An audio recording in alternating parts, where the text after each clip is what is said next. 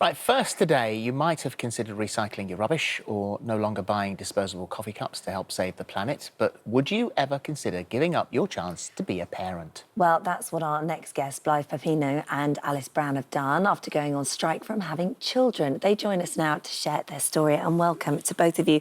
So, Blythe, you're 32, you're an environmentalist, you're a singer-songwriter, and it was this weekend, just gone actually, that you started Birth Strike. So tell us what it is and why you did that. That's right. So last year I really became very aware of what's happening with our ecological collapse of the natural environment, and I was so concerned about that. It was actually quite bad timing because I'd just come to the point with my partner where we were discussing having a family. Right. And so I became very aware of what's happening with the environment and how that could affect our future. Was this a sudden arrival at the facts, which we'll talk about in a second, because they are astonishing, but a sudden arrival for you, or had you been building up to this? It was a build-up, yes. I'd say I've been always aware of the environment. In my middle 20s, I was really concerned about it, but actually I gave up worrying about it because I was too anxious. There wasn't really enough being done. Yeah. And I was a bit naive and I took too much on myself as an individual. And then in the last few years, I just started to read more about it as well. The IPCC report, that was a massive report that came out, and the sort of messages that have been coming from the scientific community, that was on my radar, so I was reading more about that stuff. And so why would all of those facts and figures make a difference to your choice not to become a mother? To have a family, yeah, it's a big thing. So the concern for pretty much all of the birth strikers that have joined our little group... 90 so far. So far, yeah, that's right, is that there isn't going to be a future for those children. So really we're talking about a scale of a crisis which is so unprecedented, and there's so much about it which is terrifying. As you said, the statistics are really, really awful, and it's not going to happen in our grandchildren's lifetimes, it's going to happen in our lifetimes. So I'll be alive when this stuff starts happening. As soon as I realised that, and I thought, you know, what we're looking at? We're looking at 5 million people likely to die from climate change-related and environmental-related reasons by 2050. Well, I mean, but the things that we were reading today, and this is from the World Wildlife Fund, that humans have wiped out 60% of animals since 1970. That's unbelievable. The latest global report claims wildlife is dying out faster than ever and says nature needs international life support. Between 1970 and 2014, 60% of all animals with a backbone, that's fish, birds, amphibians, reptiles, mammals, wiped out by human appetites and activity. 9 out of 10 of the world's seabirds are thought to have plastic in their stomachs. So, and the list goes on. It's terrifying. Awful. So when you do an item like this, I mean, you're bound to have people going, oh, God, here we go, another bunch of tree huggers. But in actual fact, the statistics are extraordinary. And I remember... I think it must have been in the 1970s, and only people of my age will remember the name Jacques Cousteau.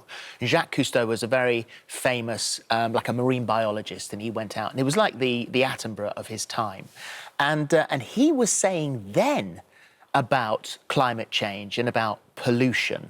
And still, you know, even you've got, you know, obviously David Attenborough did his sort of massive piece on the BBC, which made everybody on Blue Planet look up and think, oh my God. But still, nothing seems to be being done. No, we feel really let down by the authorities. We feel like there's no management of this crisis, and it really is, the scale of it is really hard for people to understand, because it's all the different aspects, the rising sea levels, the CO2 problem, the desertification, the ecosystem collapse, like you just mentioned. They all connect, and they can create feedback loops, which means that we can't really predict what's going to happen. So, Alice, let's come to you then, because you were relieved to find a group of people that felt the same way as you. But this choice is to have an impact globally, but what it does immediately is have an impact on you and your life choice and your lifestyle and those around you. I mean, you've got a partner. Yeah. Is this something you've discussed together? Yeah, we have. I mean, it's so hard because making a decision like this, it goes against everything you set out for in life, you know. Even myself and my own career, I wanted to be an environmental scientist. I don't even feel like I have time to do that because it's such a crisis. You know, I just need to be straight campaigning now.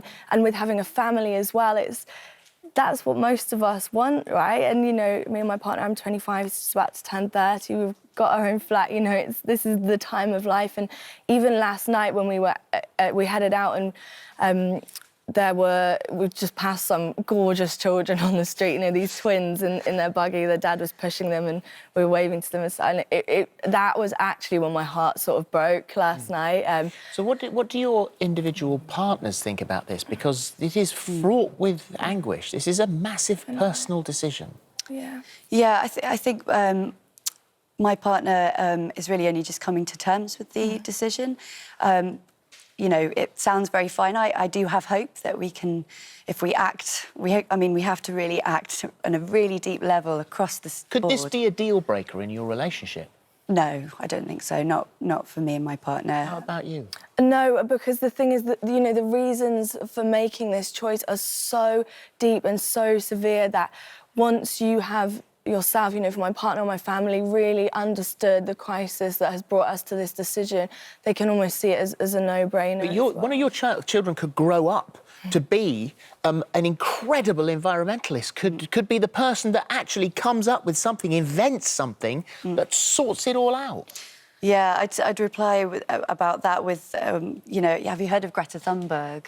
No. No, she's an amazing teenage activist. How old is she? She's just turned 16. She's just 16. She's been flying all over the world campaigning about this, and she said... Not flying. She's been training all over the world. Around in an electric vehicle, that's right.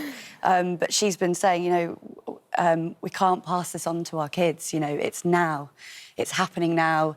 It's happening in the Pacific now. It's happening in Bangladesh now. And the only reason, you know, this is all still working is that we're not 30 years down the line. Yeah.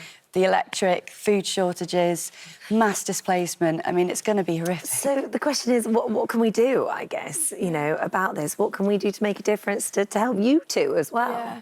I'd say there's two things, one of which, for me, what has changed the way I live my life is I've let myself sort of fall back in love with the world that we live in and that gives us life. And from that, I've been able, every choice I make is about, you know, how I treat the world. But secondly, I'd say we're at the stage now where we need systematic, you know, political will. Just the other day, MPs debated climate change for the first time in 2 years, and 10 out of 650 MPs turned up. They're not taking it very seriously then. No. After that happened, Clive Lewis tweeted that because of this situation, because of the response to it, he's making sure that his daughter has learnt self-defence and basic survival skills. That's one of our MPs that has said that. We contacted the Department of Business, Energy and Industrial Strategy for a right of reply, but I had no comment so far. They're out recycling probably. But as far as your impact on other people are concerned, there will be, and there are loads of women who will be watching this now, young families, they'll be pregnant, they'll be at home on maternity leave with their brand new babies. I think you're just making everybody feel guilty. Yeah, that's a really important thing to talk about. So we've all got friends and family who are all having kids right now. You know, actually just had a phone call from a friend who phoned up to celebrate the fact that she was pregnant, and we absolutely pass no judgment on anyone for having a family at this point in time. What we're saying is, because of the awareness that we have about what's happening, and a lot of the people who I'm speaking to are really paying attention to the science, that's why they're making this decision. And specifically, is this, you're not having children because you don't want to bring them up in the planet that we are about to inhabit, or you don't want to increase the population? So, yeah, it's the first one. We're afraid for their future. Population is a factor, and it's something that we do need to talk about, but that's not what we're campaigning about. Just small changes that you've made to your own lives. I know it's things like not buying new clothes, so buying second-hand clothes. You don't fly. No. So because the air pollution from aeroplanes is adding to the problem. What other changes can we make?